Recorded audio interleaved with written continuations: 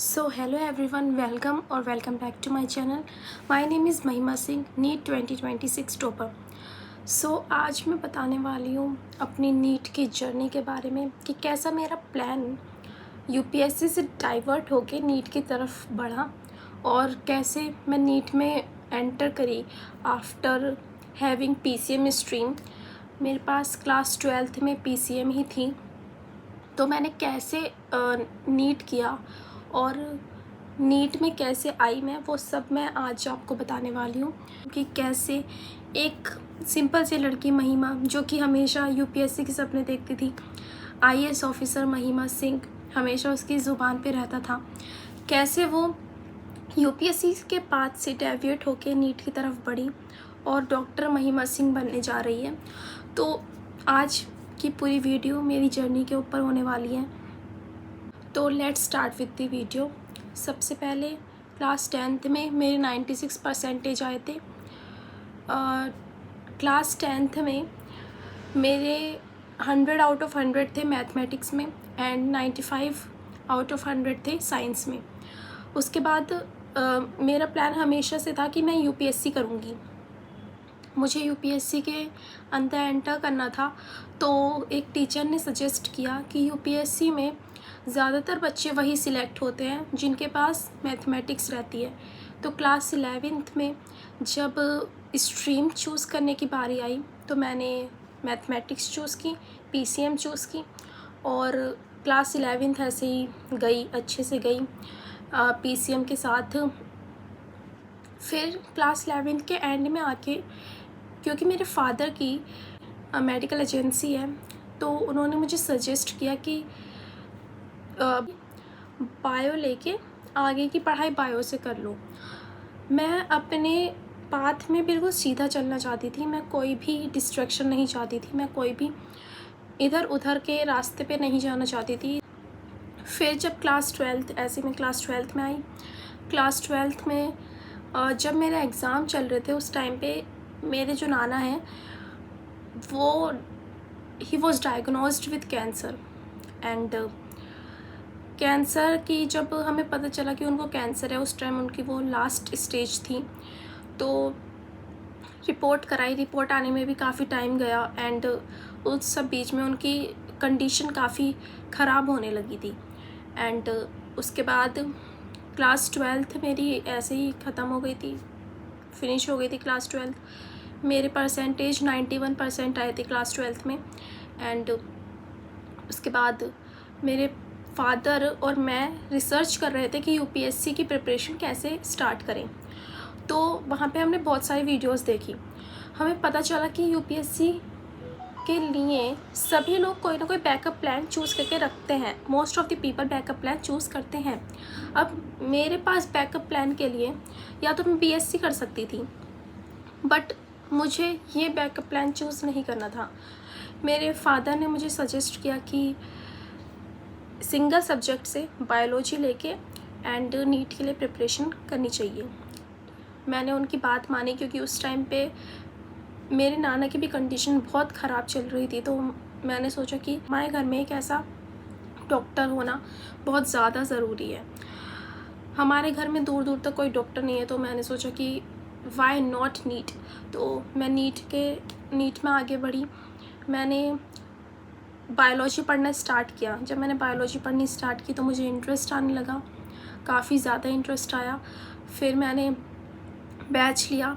मेरे से गलती चीज़ की हुई थी फर्स्ट ड्रॉप में कि मैंने बैच ही गलत ले लिया था. वो मेरी सबसे बड़ी मिस्टेक थी. मुझे यकीन बैच लेना था, बट मैंने लक्ष्य बैच लिया और लक्ष्य बैच में क्लास 12th का सिलेबस ही नवंबर तक खींचा था. नवंबर दिसंबर तक क्लास 12th का सिलेबस ही गया था. मेरे पास क्लास 11th का सिलेबस करने के लिए बिल्कुल टाइम नहीं बचा था और मेरी क्लास 11th इतनी अच्छी भी नहीं थी. मैंने बायो सिर्फ क्लास 12th पढ़ रखी थी, क्लास 11th पढ़ी भी नहीं थी. मैंने बायो के लिए बायो का बोर्ड्स दिया, उसमें मेरे 95 मार्क्स आए. एंड फिर नीट का पेपर आया. जब मैंने नीट का एग्ज़ाम दिया 2025 का एग्ज़ाम, तो वो एग्ज़ाम काफ़ी टफ़ आया था. मैं ऑनलाइन प्रिपरेशन कर रही थी स्टार्टिंग से ही, तो मैंने बायोलॉजी के मोस्ट ऑफ़ द क्वेश्चंस कर लिए थे. जो 11th क्लास के क्वेश्चंस थे वही मैं नहीं कर पाई थी, क्योंकि मैं पढ़ के भी नहीं गई थी। एंड फिज़िक्स और केमिस्ट्री में जब मैं आई तो पेपर काफ़ी टफ था फिज़िक्स का, तो मैं नेगेटिव मार्किंग की वजह से डर रही थी। मैंने ज़्यादा क्वेश्चंस अटैम्प्ट ही नहीं किए थे। मैंने मुश्किल से फिज़िक्स केमिस्ट्री दोनों में 10-10 क्वेश्चन अटैम्प्ट किए थे, एंड इसी वजह से जो मेरे स्कोर थे वो बहुत कम गया था। मेरा स्कोर 370 था। मैंने अपने फर्स्ट अटैम्प्ट में ये नोटिस किया कि बहुत सारे क्वेश्चंस ऐसे थे जो मुझे आते थे, बट मैंने फिर भी नहीं किए थे। तो वो बहुत डिसहार्टनिंग था, क्योंकि मैंने मेहनत तो की थी, बट गलती यही थी कि बैच मैंने गलत ले लिया था। फिर मैंने मेरे नाना की डेथ ही हो चुकी थी कैंसर की वजह से, तो मैंने सोचा कि कोई नहीं, उन्हें नहीं बचा पाए, लेकिन मैं हर एक इंसान को जो भी नीड में होगा उसको फ्री ट्रीटमेंट दूंगी एंड उनकी मदद करूंगी, जो लैक ऑफ नॉलेज की वजह से कहीं ना कहीं मात खाते हैं। एंड जब ये न्यूज़ मेरे पास आई थी कि मेरे नाना नहीं रहे, तब मैं उस टाइम 8 बजे के आसपास की बात है, मैं लेक्चर ही देख रही थी, मैं पढ़ाई कर रही थी, एंड सडनली फ़ोन आया कि वो नहीं रहे।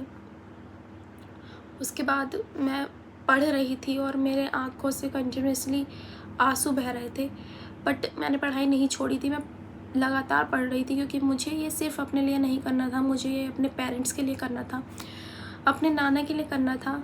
जो प्रॉमिस मैंने उनको किया था कि मैं उनको प्राउड फील कराऊंगी, इतने लोग जो नीडी हैं उनके लिए करना था, सभी ज़रूरतमंद लोगों के लिए करना था। जब मेरा रिज़ल्ट आया नीट का, उसके बाद मैंने फिर ऑफलाइन इंस्टीट्यूट ज्वाइन किया, फिज़िक्स वाला विद्यापीठ का ही। एंड ऑफलाइन इंस्टीट्यूट में मैंने स्टार्टिंग से ही काफ़ी अच्छे से पढ़ाई की थी। फ़िज़िक्स के लिए मैं कोचिंग तो करती ही थी, मैं घर आके यकीन के लेक्चर्स भी देखती थी, तो वहाँ पर मुझे बहुत ज़्यादा पुल आउट करना पड़ता था, बहुत ज़्यादा मेहनत करनी पड़ती थी केमिस्ट्री में भी और बायो, क्योंकि मैं क्लास 11th की बायो अपने सेकंड ड्रॉप में फ़र्स्ट टाइम पढ़ रही थी। मैंने बहुत मेहनत की। उसके बाद मेरे मार्क्स भी अच्छे खासे आ रहे थे, 650 प्लस मेरे पार्ट सिलेबस में आते थे, एंड हमेशा मेरे मार्क्स अच्छे ही रहते थे।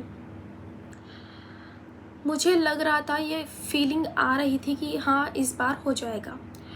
जब मैंने नीट दिया, नीट 2026, तो मेरे 620 मार्क्स आ रहे थे। उसमें मैं काफ़ी ज़्यादा खुश थी, क्योंकि मुझे बहुत अच्छा कॉलेज मिलने वाला था। जब लीक की खबर आई, नीट पेपर लीक हो गया, तो मुझे ये सब कुछ एक सपने की तरह लगा, क्योंकि मैं बहुत खुश थी, क्योंकि मेरा सिलेक्शन क्लियरली हो रहा था।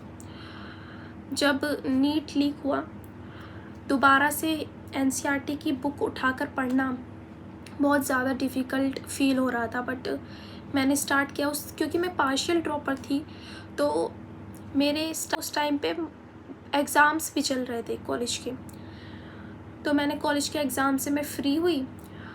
उसके बाद मैं कोचिंग गई, दोबारा से कोचिंग में प्रिपरेशन स्टार्ट की, एंड रीनीट 2026 जब हुआ तो पेपर टफ़ आया था।